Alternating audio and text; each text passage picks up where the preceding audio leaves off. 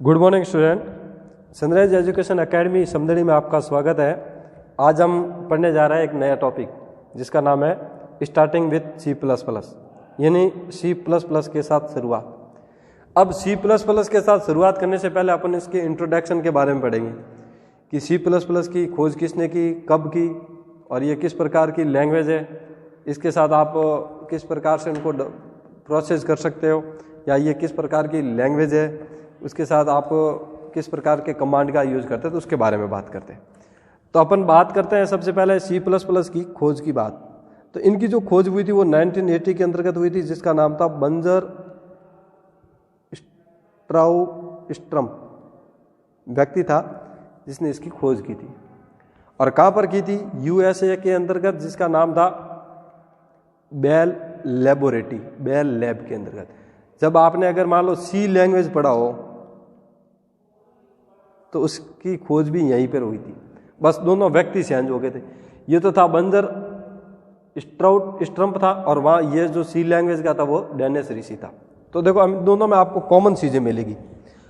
ये तो हो गया 1980 के अंतर्गत इसकी खोज की गई, और ये बंजर। अब ये जो लैंग्वेज है C लैंग्वेज है वो एक है ओरिएंटेड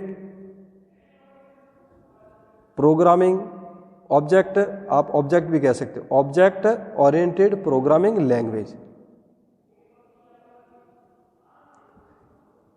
C++ कैसी लैंग्वेज है? Object oriented programming language. यानी अगर इसको शॉर्ट में कहे तो OOPS भी कह सकते हो। इस प्रकार की ये लैंग्वेज है। अब C लैंग्वेज और C++ लैंग्वेज के अंतर्गत इसका एक्सटेंशन होता है वो आपका हमेशा .C ही रहेगा, ठीक है। यानी आप जब भी प्रोग्राम बनाओगे कंप्यूटर के अंतर्गत, प्रोग्राम बनाने के बाद जब प्रोग्राम को आप सेव करोगे अपनी फाइल के रूप में, तब हमेशा क्या होगा, नाम लिखने के बाद उसको .C के द्वारा रिप्रेजेंट करना जरूरी है, ताकि हमें वो कंप्यूटर है वो समझ सके कि ये किसका प्रोग्राम है, C लैंग्वेज के अंतर्गत, ठीक है। तो ये चीज़ कॉमन मिल जाएगी। फिर उसके बाद एक होती है केस सेंसिटिव। ये जो लैंग्वेज है वो कैसी है? Case sensitive. इसके अंतर्गत आप दोनों लैंग्वेज यूज कर सकते हो। जिसके अंतर्गत बात करें तो आप जैसे कह सकते हो अपर केस, और या कह सकते हो लोअर केस। यानी जैसे अगर बात करें तो अपर केस यानी कैपिटल लेटर, और या फिर अगर बात करें तो स्मॉल लेटर, यानी बड़े अक्षर और छोटे, जिसमें अपर केस और लोअर केस तो आपको इसमें इंग्लिश में ही पढ़ना पड़ेगा, इसमें तो आपको किसी भी प्रकार का कोई मिलेगा नहीं। तो ऑब्जेक्ट ओरिएंटेड प्रोग्रामिंग लैंग्वेज है, ये किसके आधारित है? C++ की। अब इसकी खोज किसने की? 1980 के अंतर्गत। किसने की? बंजर स्ट्राउस्ट्रम ने। कहाँ पर की? USA। कौन सी जगह? तो बेल लैबोरेटरी के नाम एक जगह है USA के अंतर्गत, वहाँ पर उसने इसकी खोज की।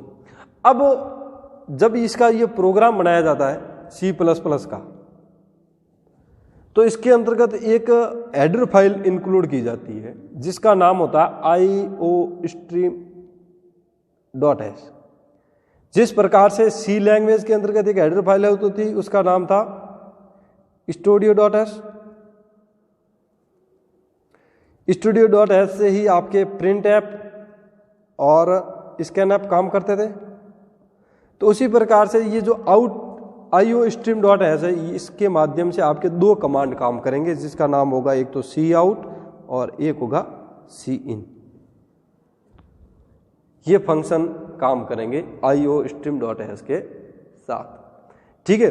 अब इसके साथ ये होता है कि इसके अंतर्गत आपको क्लास को डिफाइन भी करना होता है, ठीक है। फिर क्लास को डिफाइन करने के बाद इसके अंदर मेंबर फंक्शन को भी डिफाइन करना होता है, और मेंबर फंक्शन को डिफाइन करने के बाद इसके अंतर्गत एक और लगता है जो होता है मैन फंक्शन। अब मैन फंक्शन हमेशा आपके इन ब्रैकेट के अंदर शो किए जाएंगे। फिर इसके बाद क्या होता है कि C++ के जो प्रोग्राम बनाया जाता है, अब हमेशा ध्यान रखो कि आपने C लैंग्वेज की भी प्रोग्राम बनाया तो हमेशा कर्ली ब्रैकेट के अंतर्गत बनाया। यानी कोई भी लिखते हो तो कर्ली ब्रैकेट से शुरुआत करते हो, फिर उसके अंदर प्रोग्राम लिखते हो, और फिर जाके कर्ली ब्रैकेट के अंदर प्रोग्राम को आप बंद करते हो।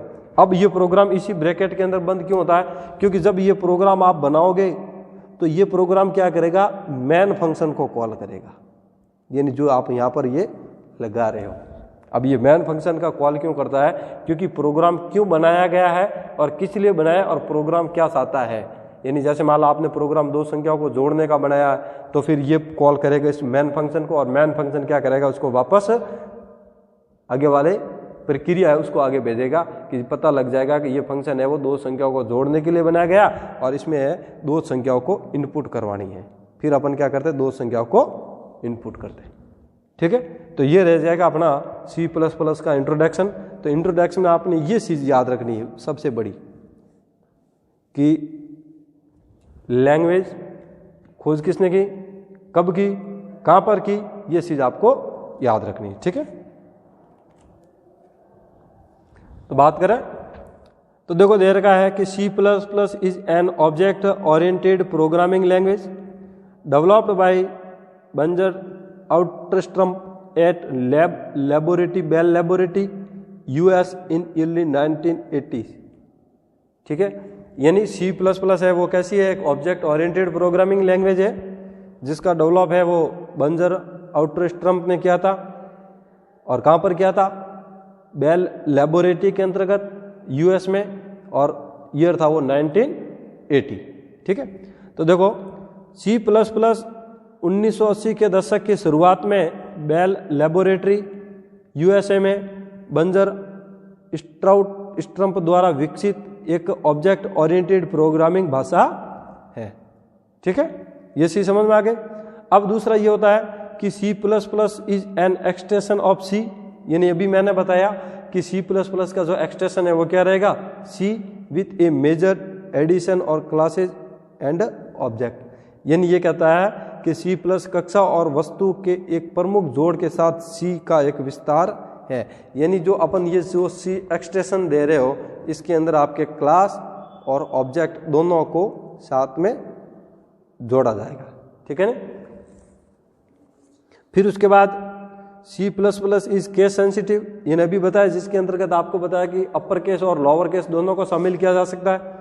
फिर उसके अंतर्गत ऑपरेटर होते हैं जो आपने 11th क्लास में पढ़ के भी आए अपन, कि जैसे मान लो arithmetic operator, relation operator, logical operator, bitwise operator, increment operator, decrement operator. ठीक है, ये सारे ऑपरेटर पढ़े हैं। तो ये C++ के अंदर पहले से ही मौजूद होती है। उसके अंदर कुछ फंक्शन बेस्ड लैंग्वेज होती है। C++ के अंदर जिस प्रकार से C के अंदर टोकन होते हैं उसी प्रकार के अंदर C++ में भी टोकन होते हैं।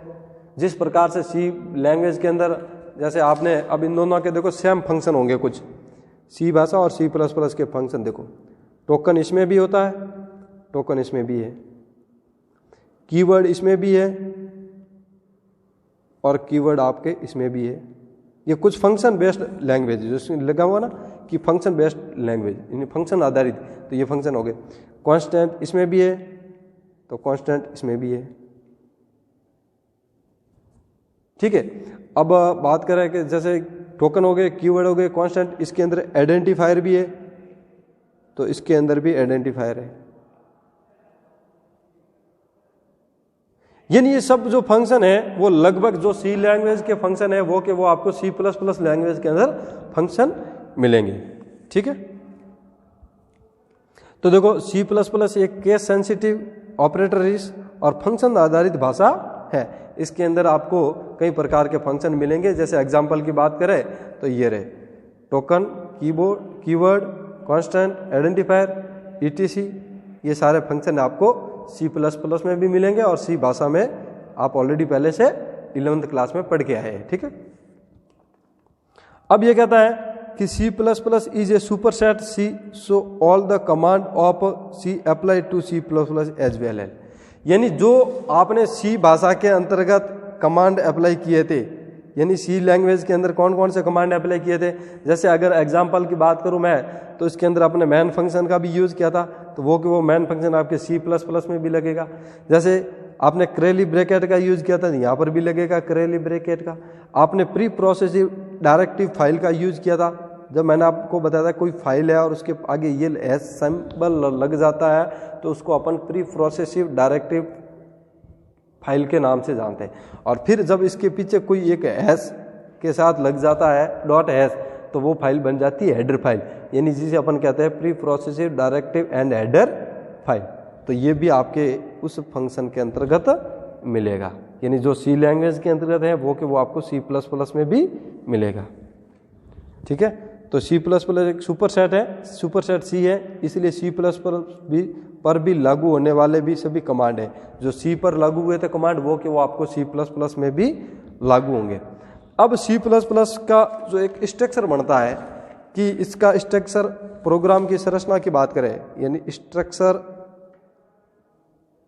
ऑफ सी लैंग्वेज या C++, यानी C++ का की संरचना। अब इसमें अगर संरचना की बात करें तो देखो सबसे पहले इसके बारे में पढ़ लेते हैं, फिर मैं आपको समझा दूंगा किस प्रकार से इसकी संरचना की जाती है। तो देखो, programs are a sequence of instruction और स्टेटमेंट, यानी प्रोग्राम्स कैसे होते हैं, सीक्वेंस क्रमबद्ध होता है, जिस प्रकार से निर्देश दिए जाते हैं उसी के अकॉर्डिंग प्रोग्राम को अपन बनाते हैं। कि जैसे मान लो दो संख्याओं को जोड़ने के कहेंगे तो पहले एक संख्या इनपुट करवाएंगे, फिर उसके बाद उसकी अगली संख्या इनपुट करवाएंगे, फिर दोनों संख्या इनपुट हो जाएगी तो फिर क्या करेंगे, अगला सीक्वेंस है कि इन दोनों को जोड़ेंगे, फिर जोड़ने के बाद उसका रिजल्ट प्राप्त लेंगे। तो मतलब प्रोग्राम क्या है, एक सीक्वेंस वाइज होता है, और वो भी किस प्रकार के, इंस्ट्रक्शन और स्टेटमेंट, यानी जो स्टेटमेंट होगा और निर्देश होंगे उनके सीक्वेंस वाइज वो प्रोग्राम होता है। These statement from the structure of a C++ program. तो C++ program structure is divided various section, namely header, class, definition, member function definition and main function definition, यानी इस प्रकार से होते हैं। तो अब अगर बात करें कि इसके अंतर्गत C++ की संरचना की बात करें तो C++ संरचना में ये कहता है कि इसके कंप्यूटर में यानी प्रोग्राम होते हैं, वो कैसे होते हैं, प्रोग्राम क्रमबद्ध होते हैं। प्रोग्राम कैसे है, क्रमबद्ध है, जो स्टेटमेंट और निर्देशों के अनुसार कार्य करते हैं, के अनुसार कार्य करते हैं। प्रोग्राम की संरचना की बात करें, C++ की संरचना है, C++ की संरचना को निम्न भागों में डिवाइड किया गया है, निम्न भागों में विभाजित किया गया है, जिसमें अगर बात करें विभाजित किया गया है। अब इसमें अगर बात करें तो अपन लिख सकते हैं, जैसे मान लो सबसे पहला लगता है तो प्री प्रोसेस्ड डायरेक्टरी या हेडर फाइल का उपयोग करते हैं, जिसके अंदर आप ये लिख सकते हैं कि इंक्लूड फाइल, या फिर उसके अंदर आ जाएगी हेडर फाइल। पहला आपका ये रहेगा स्टेप। सेकंड स्टेप के अंतर्गत इसके अंदर क्या होता है कि आप उसमें अपन बात करें तो क्लास की घोषणा कर सकते हैं अपन। तो यहाँ लिख सकते हैं क्लास डेफिनेशन, जो अपने यहाँ लिखा था डेफिनेशन। फिर क्लास डेफिनेशन के बाद लिख सकते हैं member function definition, member function definition. और लास्ट इसके अंदर लिखा जाएगा मेन फंक्शन।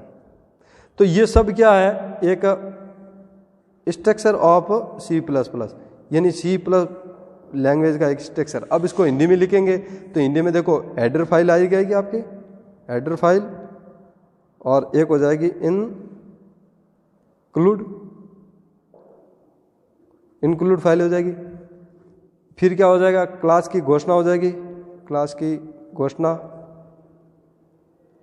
फिर हो जाएगा मेंबर फंक्शन को परिभाषित या परिभाषित, मेंबर फंक्शन परिभाषित। और फिर लास्ट में हो जाएगा मैन फंक्शन, यानी MAIN। तो ये क्या इनकी डिक्लेरेशन, स्ट्रक्चर ऑफ C++, यानी इनकी संरचना C++ की किस प्रकार से संरचना होती है। तो हमने अब संरचना हुई है तो इसके अकॉर्डिंग ही प्रोग्राम को डेवलप किया जाएगा, इन संरचना के अकॉर्डिंग। फिर इसके अंतर्गत मैन फंक्शन के बाद मंजिला कोष्ठक आता है, और फिर मंजिला कोष्ठक के साथ शुरुआत होती है। फिर इसके अंतर्गत कुछ आपके लैंग्वेज के अकॉर्डिंग स्टेप लिखे जाते हैं। अब ये जो स्टेप होते हैं वो कैसे होते हैं, सीक्वेंस वाइज होते हैं, यानी क्रमबद्ध होते हैं। क्यों? क्योंकि सी प्लस प्लस में ये बताया गया कि जो प्रोग्राम बनाओगे वो आप सीक्वेंस वाइज बनाते हैं। सी भाषा में भी सीक्वेंस वाइज प्रोग्राम ही होते थे और सी प्लस प्लस में भी सीक्वेंस वाइज ही प्रोग्राम को डेवलप किया जाएगा। तो पहले आप इसका स्ट्रक्चर है वो मैंने आप बुक में बनाया, उसके अकॉर्डिंग आप देख लीजिए कि किस प्रकार का स्ट्रक्चर है। तो देखो स्ट्रक्चर की बात करें, सी प्रोग्राम की संरचना की बात करें तो इसके अंदर देखो इंक्लूड फाइल और एडर फाइल सबसे पहले ये लिखती है। प्रोग्राम के अंदर शुरुआत करते तब फिर उसके अंदर क्या होता है, क्लास की घोषणा करते हैं अपन, डिक्लेरेशन ऑफ क्लास या डेफिनेशन ऑफ क्लास। फिर उसके बाद क्या करते हैं, मेंबर फंक्शन को परिभाषित करते हैं और फिर उसके बाद मेन फंक्शन उपलब्ध करवाते हैं।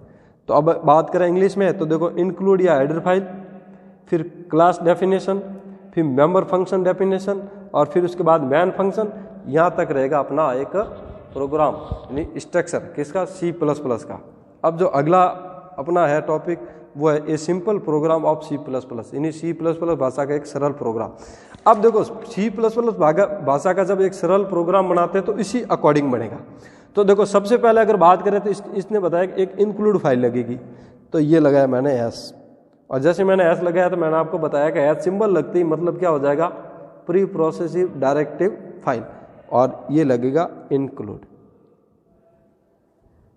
फिर उसके बाद क्या बताया उसने, एक हेडर फाइल लगानी है कोष्टक बंद और iostream.s। अब आप studio.s भूल जाओ, studio.s है वो सिर्फ आपके सी लैंग्वेज के अंतर्गत उपयोग की जाती थी और सी प्लस प्लस के अंदर आप उपयोग करोगे iostream.s। अब यहां पर क्या होता है, एक क्लास की घोषणा करता है जिसके अंतर्गत अपन लिखते हैं यूजिंग नेम स्पेस std, जो क्लास और मेंबर फंक्शन की घोषणा होगी। इसके बाद ये मेन फंक्शन लिखेंगे, ठीक है।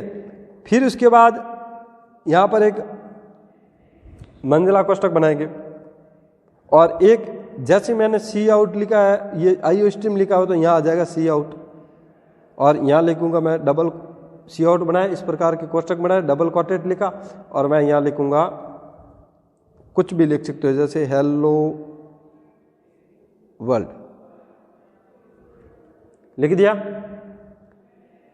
इक्वल कर दो, डबल कोटेड और पीछे सेमी कॉलन से इसको बंद कर दो, और रिटर्न के अंदर हमेशा क्या जाएगा, 0 कर दिया, ये सेमी कॉलन या बंद कर दी। तो इस प्रकार से ये एक प्रोग्राम रहेगा। प्रोग्राम हमेशा इन्हीं 4 और 5 स्टेप के आधारित ही प्रोग्राम को बनाया जाएगा। तो ये स्टेप आपको अगर याद है कि सी प्लस प्लस के अंदर सबसे पहला स्टेप क्या लगता है कि इसके अंदर एक इंक्लूड और एक हेडर फाइल आती है। फिर उसके बाद क्या करते हैं कि उसमें क्लास को डिफाइन करते हैं, फिर क्या करते हैं कि मेंबर फंक्शन को डिफाइन करते हैं, और फिर इसका अगला स्टेप क्या है, मेन फंक्शन। तो ये आपको ध्यान रखना है कि इस प्रकार से एक सिंपल प्रोग्राम स्ट्रक्चर बनाया जाता है। तो देखो इसमें भी यही दे रखा है कि सी प्लस प्लस का एक सरल प्रोग्राम है, किस प्रकार से कि इसके अंदर इंक्लूड iostream.s फाइल लगती है, फिर उसके बाद अपन क्लास और मेंबर फंक्शन को डिक्लेरेशन किया तो उसके अंतर्गत दिया आ गया कि यूजिंग नेम स्पेस std, फिर उसके बाद अपने मेन फंक्शन का उपयोग किया, फिर उसके बाद क्या किया आपने यहाँ पर एक मंजिला कोष्टक लगाया, यानी जिसको इंग्लिश में बात करें तो कर्ली ब्रैकेट कहते हैं, ठीक है। फिर उसके अंतर्गत सी आउट लिखा और हेलो वर्ल्ड लिख दिया, और फिर उसके बाद रिटर्न में 0 भेज दिया और इस कोष्टक को बंद कर दिया। जैसे ये कोष्टक बंद हुआ हमारा प्रोग्राम, एक सिंपल प्रोग्राम है, वो यहीं पे समाप्त हो जाता है, ठीक है। तो अब उसके आगे बढ़ते हैं। अब हमारा अगला टॉपिक है characteristics of C plus plus program, यानी सी प्लस प्लस प्रोग्राम की विशेषता। तो सी प्लस प्लस प्रोग्राम की विशेषता में तो आपको पता ही है कि सी की तरह ही सी प्लस प्लस में फंक्शन होते हैं। जिस प्रकार से सी प्लस में मेन फंक्शन का उपयोग करते थे उसी प्रकार सी प्लस प्लस में भी मेन फंक्शन उपयोग करना है। बस ज़्यादातर इसमें क्या 3 विशेषता ही है कि सी प्लस प्लस में फंक्शन है उसी प्रकार सी में फंक्शन है, उसी प्रकार के सी प्लस प्लस में सभी फंक्शन मौजूद हैं। जिस प्रकार से आप सी लैंग्वेज के अंदर मेन फंक्शन का उपयोग करते थे उसी प्रकार से आपको सी प्लस प्लस में भी मेन फंक्शन का उपयोग करना है, ठीक है। और फिर एक इसके अंतर्गत क्या था कि सी प्लस प्लस सी लैंग्वेज को अपन क्या करते थे, अर्ध विराम चिन्ह, यानी जिसे अपन सेमी कॉलन चिन्ह से प्रोग्राम को लाइन को समाप्त करते थे, तो उसी प्रकार सी प्लस प्लस में भी आपको अर्धविराम चिन्ह यानी सेमीकोलन के माध्यम से आपको एंड करना है। यानी किस प्रकार से सेमीकोलन लगाते थे, जैसे मान लो सी भाषा में लगते थे प्रिंट ऐप, यानी यूजर को मैसेज उपलब्ध करवाने के लिए प्रिंट ऐप लगाते थे और यहाँ लिखते थे इन्वर्टेड कॉमा और यहाँ लिखते थे एंटर द वैल्यू ऑफ ए, फिर इक्वल, फिर इन्वर्टेड कॉमा, फिर सेमीकोलन बंद, ये सेमीकोलन से बंद। ये किस में होता था? सी लैंग्वेज के अंदर। अब इसी प्रकार से सी प्लस प्लस में देख लीजिए आप, प्रिंट ऐप की जगह यहां लगेगा सी आउट और क्या करेंगे, इसको कोष्टक में लिखेंगे और फिर यहां लिखेंगे enter the value of A equal inverted comma बंद और फिर ये सेमीकोलन। तो सी प्लस प्लस की 3 विशेषता होगी हमारे पास। पहली विशेषता क्या होगा कि सी प्लस में जो फंक्शन, सी लैंग्वेज के अंदर जो फंक्शन है वो कि वो सी प्लस प्लस में है, यानी फंक्शन दोनों में समान। दूसरी विशेषता क्या होगी कि सी भाषा में मेन फंक्शन का उपयोग करते थे तो सी प्लस प्लस में भी मेन फंक्शन का उपयोग करेंगे। और तीसरी विशेषता क्या होगी कि सी में सेमीकोलन से अपन लाइन को एंड करते थे, यानी अर्ध विराम चिन्ह, तो सी प्लस प्लस में भी अर्ध विराम चिन्ह से प्रोग्राम को एंड कर देंगे। बस ये 3 तो विशेषता, बस इसको आप विस्तार से समझ लीजिए। तो देखो, like C plus plus program is also a collection of function, आया ना भी लाइन कि इसके अंतर्गत पहले क्या है, सी की तरह सी प्लस प्लस प्रोग्राम में भी फंक्शंस का एक संग्रह है, यानी इसके अंदर भी फंक्शन उपलब्ध है। पहली लाइन कंप्लीट, यानी जो सी लैंग्वेज के अंदर फंक्शन है वो कि वो सी प्लस प्लस में फंक्शन है। दूसरी लाइन क्या है कि the main function is compulsory in a C plus plus program. तो एक सी प्लस प्लस प्रोग्राम में मैन फंक्शन अनिवार्य है, किसकी तरह? सी भाषा की तरह। सी भाषा में भी आप मैन फंक्शन को अपन लिखते थे, तो उसी प्रकार सी प्लस प्लस में भी आपको मैन फंक्शन लिखना है। तीसरी विशेषता क्या है कि like C program a statement in C plus plus end with a semicolon, यानी जो आप स्टेटमेंट लिखते हो उस स्टेटमेंट को अपन अर्धविराम चिन्ह के साथ उसको एंड करते हैं। जिस प्रकार से सी भाषा में एंड करते हैं उसी प्रकार से सी प्लस प्लस में एंड करते हैं, तो कोई दिक्कत नहीं। 3 विशेषता होगी हमारी, तीनों समझ में आ गई ना आपको आराम से। अब आता है उसका कमेंट। अब कमेंट की बात करें तो कमेंट का मतलब होता है कि किसी भी प्रोग्राम के बारे में आपको रिमार्क देना हो, वो कहलाता है कमेंट, या फिर अपनी भाषा में कहे तो टिप्पणी। या फिर आप अगर सिंपल लैंग्वेज में बात करूं तो जैसे आप फेसबुक इंस्टाग्राम पे कोई पोस्ट अपलोड करते हो तो उसके में क्या होता है कि लोगों के अलग अलग व्यू आपको कमेंट के रूप में मिलते हैं। तो इसका मतलब क्या हुआ, उस पिक्चर पे या उस पोस्ट पे आपकी कोई रिमार्क दिया है या उन्होंने टिप्पणी की है। जैसे मान लो किसी को पोस्ट अच्छी लगी तो फिर क्या लगेगा, नाइस लिख लेगा, ब्यूटीफुल लिखेगा, कोई कई प्रकार के वर्ड है आज के ज़माने में। और किसी को अगर अच्छी नहीं लगी तो फिर वो बैड बोल देगा। ठीक है, तो मतलब जो प्रोग्राम अपन डेवलप कर रहे हैं उन प्रोग्राम के बारे में आपको रिमार्क देना हो या फिर एक प्रकार की टिप्पणी देनी हो तो उसके लिए अपन कमेंट्स करते हैं। अब कमेंट्स में भी क्या होता है, 2 प्रकार के होते हैं, एक तो होता है सिंगल लाइन कमेंट और एक होता है डबल लाइन कमेंट। अब सिंगल लाइन कमेंट में तो क्या होता है कि एग्जाम्पल की बात करें, जैसे ये लाइन है और इस लाइन पे कमेंट, एक होता है ये डबल स्लैश, जैसे अपन डबल लाइन, ये सिंगल स्लैश और ये डबल स्लैश। डबल स्लैश में तो क्या होता है सिर्फ एक ही लाइन पर कमेंट किया जाता है, और इसके अंतर्गत क्या होता है कि आपको एक से अधिक लाइन अगर कमेंट करनी हो तो फिर अपन सिंगल लाइन कमेंट का उपयोग करेंगे। सिंगल लाइन कमेंट में क्या होता है कि आप प्रोग्राम में जब आप कोई कमेंट या देना चाहते हो तो उसमें एक से अधिक लाइन का उपयोग कर सकते हैं। ठीक है, तो इसके बारे में विस्तार से देखो। It is an optional part of the program, यानी प्रोग्राम का एक कैसा पार्ट है, ऑप्शनल, यानी इसे अगर हिंदी में बात करेंगे तो फिर वैकल्पिक भाग कहेंगे। यूज टू गिव रिमार्क और कमेंट, यानी इसका उपयोग किस लिए करते हैं, रिमार्क देने या कमेंट देने के लिए। अबाउट द प्रोग्राम, यानी किसके, यानी प्रोग्राम के बारे में रिमार्क या कमेंट देने के लिए अपन इसका उपयोग करेंगे। यानी ये प्रोग्राम का एक वैकल्पिक हिस्सा है जिसका उपयोग प्रोग्राम के बारे में टिप्पणी या टिप्पणी देने के लिए किया जाता है। अब ये 2 प्रकार के हो गए, there are 2 way to give remark, यानी टिप्पणी देने के 2 तरीके हैं जिसके अंतर्गत हमने पाया एक तो सिंगल लाइन कमेंट और एक double line comment. Single line का मतलब होता है एकल पंक्ति कमेंट और डबल लाइन पंक्ति कमेंट, यानी जो अभी मैंने आपको बता दिया कि अगर बात करें अपन, ये देखो कि इस प्रकार से जो कमेंट यानी सिंगल लाइन जो कमेंट है अपन सिंगल लाइन कमेंट। अब सिंगल लाइन में कमेंट में क्या होता है कि जो फाइल अपन यहाँ लिखते हैं इस प्रकार से ये वाली, और डबल लाइन कमेंट में क्या होता है कि कोई कमेंट लिखोगे तो इस प्रकार से, जिसको आप दूसरी अगर शब्दों में कहे तो आप इसको अपन सिंगल स्लैश भी कह सकते हो और इसको अपन डबल स्लैश भी कह सकते हैं।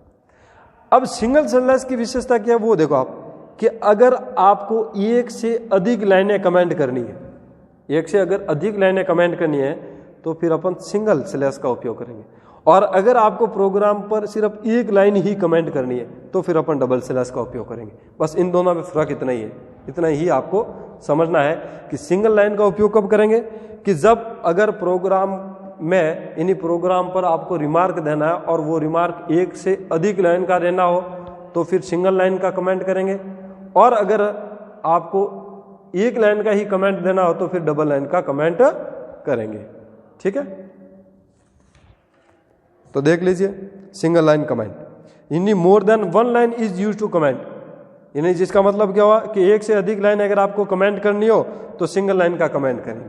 अब इसका अगर एग्जांपल समझना है तो देख लीजिए example slash this is my first program, हो गया ये स्लैश, तो ये देखो एक से अधिक लाइन आ गई। ठीक है, ठीक है ना, समझ गए कि सिंगल लाइन वाला कैसे हो गया, जिसमें एक से अधिक लाइनों का अगर कमेंट के लिए उपयोग किया जाना हो तो लिखा हुआ है कि एक से अधिक लाइनों को कमेंट करने के लिए उपयोग किया जाता है। अब डबल लाइन में क्या होता है कि यहां लिखा हुआ है कि a line is use to comment, यानी एक लाइन को कमेंट करने के लिए उपयोग किया जाता है। एक ही लाइन का अगर आपको कमेंट करना हो तो फिर उसके लिए अपन डबल स्लैश उपयोग करेंगे। जैसे मैं इसी लाइन को अगर मैं एक लाइन के अंतर्गत लिखना चाहूँ तो फिर मैं डबल स्लैश लिखूंगा और यहाँ लिखूंगा this is my first program, तो ये हो गया डबल लाइन कमेंट। ठीक है, तो कमेंट में किसी भी प्रकार का कोई आपको समस्या नहीं आनी चाहिए। अब अगला आता अपना नया टॉपिक दूसरा है, उसके अंदर आता आईओ स्ट्रीम। अब देखो आईओ स्ट्रीम की बात करें अपन तो आईओ स्ट्रीम के अंतर्गत आपको 4-5 बातें जो याद रखनी है वो याद ये रखनी है कि पहली बात तो ये है कि आईओ स्ट्रीम क्या है, एक प्रकार की हेडर फाइल है। अब इस आईओ स्ट्रीम से पहले आपको एक हैश साइन लगाना होता है। ठीक है, हैश साइन लगाती इसके साथ लगती है इंक्लूड, जिसको अपन कह सकते हैं प्री प्रोसेसिव डायरेक्टिव फाइल। ठीक है, पहली चीज तो ये याद रखना है। दूसरी चीज क्या याद रखनी है कि ये हमेशा C++ प्रोग्राम के शुरुआत से लगेगी, यानी जैसे ही आप प्रोग्राम स्टार्ट करोगे स्टार्ट करने पर सबसे पहले ये लगेगी। तीसरी बात क्या याद रखनी है कि जैसे ही आईओ स्ट्रीम लगाओगे तो इसके साथ आपके 2 फंक्शन काम करेंगे। कौन से, एक तो इनपुट वाला फंक्शन और एक आउटपुट वाला फंक्शन, यानी 2 फंक्शन काम करने लग गए, इनपुट और आउटपुट, जिसको अगर अपनी भाषा में बात करें तो सी आउट और सी इन फंक्शन। समझ गए कि आईओ स्ट्रीम के साथ सबसे पहले क्या हैश साइन लगाना है, जिससे वो pre progressive directory header file बन जाएगी। ये हमेशा C++ के शुरुआत से लगती है। फिर क्या आएगा कि इसके अंतर्गत आपके 2 फंक्शन काम करेंगे, कौन कौन से, इनपुट व आउटपुट। तो अब देखो इसके साथ अपन विस्तार से समझते हैं कि किस प्रकार से इसको उपयोग किया जाता है। तो देखो सबसे पहले दे रखा है statement processed by a hash sign are called pre processive directive statement, यानी जिन स्टेटमेंट से पहले हैश साइन लगा हो तो उनको अपन प्री प्रोसेसिव डायरेक्टिव स्टेटमेंट कहते हैं। मैंने आपको पहले बता दिया था कि आईओ स्ट्रीम फाइल शुरुआत करने से पहले हैश साइन लगाएंगे, और जैसे हैश साइन लगाएंगे तो वो किस नाम से जानी जाएगी, प्री प्रोसेसिव डायरेक्टिव फाइल के नाम से। ठीक है, दूसरी विशेषता देखो कि it is the return at the beginning of the C++ program, यानी ये C++ प्रोग्राम के शुरुआत, जैसे प्रोग्राम की शुरुआत करेंगे उसको उसी टाइम लिखा जाएगा। ठीक है, दूसरी विशेषता। तीसरी क्या हुई कि the pre processive process such statement before it is program, यानी प्री प्रोसेसिव के तरह ही स्टेटमेंट प्रोग्राम कंपाइल होने से पूर्व इसको प्रोसेस किया जाता है। ये क्या करता है, ये हमेशा शुरुआत से लिखते हैं, इसलिए इसका कंपाइल करने से पहले इसको लिखा जाता है। ठीक है, तीसरी विशेषता ये हो गई। चौथी क्या है कि include IO stream, this statement associate to content of the IO stream file with program, यानी ये कहता है कि ये क्या करता है कि जो आईओ स्ट्रीम के फाइल होती है उनके कंटेंट को प्रोग्राम के साथ जोड़ता है, यानी जो कंटेंट आप दोगे उसी के साथ उसको जोड़ेगा। तो आईओ स्ट्रीम क्या एक है, हेडर फाइल है। हेडर फाइल का काम क्या होता है कि जिस प्रकार से आपने प्रोग्राम बनाया है उसके जो कंटेंट होते हैं उन कंटेंट को उसके प्रोग्राम के साथ जोड़ने का कार्य वो कौन करता है, हेडर फाइल। तो देखो इंक्लूड आईओ स्ट्रीम, ये स्टेटमेंट आईओ स्ट्रीम फाइल के कंटेंट को प्रोग्राम के साथ जोड़ता है। ठीक है, और सबसे लास्ट क्या आया कि it's declare the C out identifier and insertion operation. अब इसके में क्या होता है, एक इसमें सी आउट आइडेंटिफायर और इंसर्शन ऑपरेशन की घोषणा होती है, जिसमें मैंने आपको दो फंक्शन बता दिए कि इसके अंतर्गत इनपुट व आउटपुट फंक्शन की डिक्लेरेशन किया जाएगा, जिसके अंतर्गत सी आउट और सी इन दोनों अपन आईओ स्ट्रीम के माध्यम से पढ़ेंगे। तो ये हो गया अपना आईओ स्ट्रीम फाइल। ठीक है, तो अभी तक जो हमने ये सी लैंग्वेज के बारे में, सी प्लस प्लस लैंग्वेज के बारे में पढ़ा। ठीक है, अब पढ़ेंगे अपन नेक्स्ट। Thank you.